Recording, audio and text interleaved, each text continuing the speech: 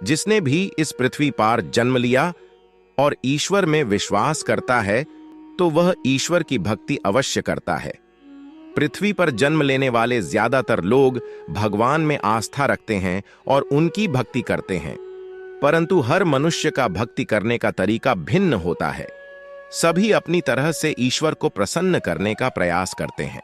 गीता में भगवान श्री कृष्ण ने स्वयं इस बारे में बताते हुए कहा है कि चतुर्विधा भजन्ते मान जना सुकृतिनोर्जुन आर्तो जिज्ञासुरर्थार्थी जानी च भरतर्षभ।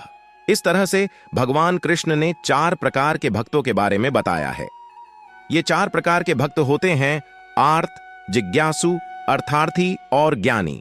अर्थार्थी सबसे निम्न श्रेणी के भक्त हैं, उससे श्रेष्ठ आर्त, आर्त से श्रेष्ठ जिज्ञासु और जिज्ञासु से भी श्रेष्ठ भक्त ज्ञानी हैं।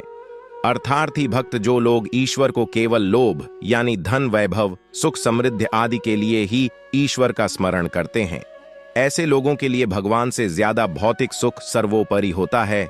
इस तरह से भक्तों को अर्थार्थी निम्न कोटि के भक्त की श्रेणी में रखा जाता है।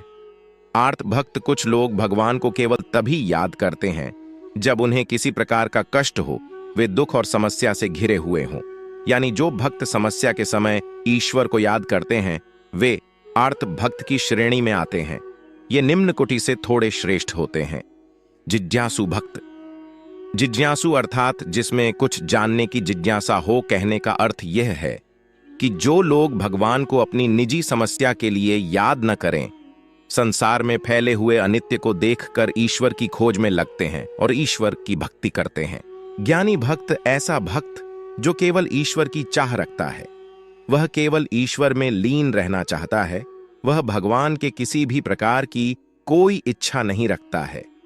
ईश्वर ऐसे भक्तों पर हमेशा अपनी कृपा रखते हैं और हमेशा अपने भक्त की रक्षा करते हैं।